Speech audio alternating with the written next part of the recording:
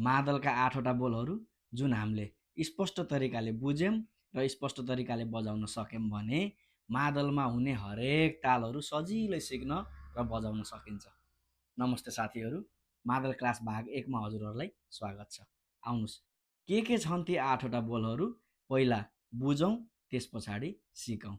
घी, खत, ताङ, ताक, घिन, फत, ना, ता। यति 8वटा बोलहरू छन्। हामीलाई बुझ्न केही पनि गाह्रो छैन, एकदमै सजिलो छ। ल अब आउनुस्, घी कसरी बजाउने। मादलमा 2टा भाग हुन्छ, एउटा ठुलो एउटा सानो। ठुलो भाग बजाउँदा निस्कने बोललाई हामीले घी भनेर बुझिन्छ। जस्तै यो मादलको ठुलोतिरको भाग घी घी। यो ठुलोतिरको भागलाई यसरी रोक्दा खत भनिन्छ। हेर्नुस्, घी खत, बजाउँदा घी, रोक्दा खत, घी खत। त्यस पछाडि ताङ।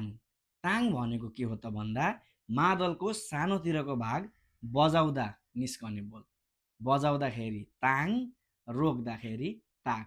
सिम्पल छ। ल हेर्नुस्, ताङ, ताक। ल 4वटा बोल हाम्रो सकिसक्यो। घी, खत, ताङ, ताक। अब हेर्नुस्, त्यस पछाडि मादलको दुवैतिरको भाग एकैचोटि बजाउँदाखेरि के भनिन्छ त भन्दा घिन भनिन्छ। अब हजुरहरूले यसरी पनि बुझ्न सक्नुहुन्छ, घी प्लस ताङ इक्वल्स टु घिन। अर्थात् यो ठुलोतिरको भाग घी र सानोतिरको भाग ताङ एकैचोटि बजाउँदाखेरि घिन। हेर्नुस्, घिन। दुवैतिरको भाग एकैचोटि रोक्दाखेरि हामीले फत भनिन्छ। फत। एकैचोटि दुवैतिरको भाग बजाउँदा घिन, एकैचोटि दुवैतिरको भाग रोक्दा फत। घिन, फत। एकदमै सिम्पल। हाम्रो 6वटा बोल सकिसक्यो। मेन इम्पोर्टेन्ट बोल यी नै हुन् 6वटा।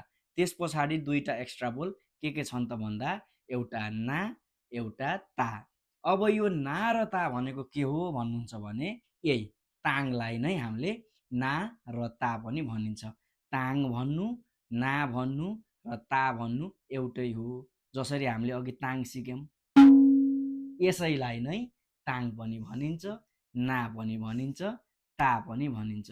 हामीले 8वटा बोलहरू सिकिसक्यौं।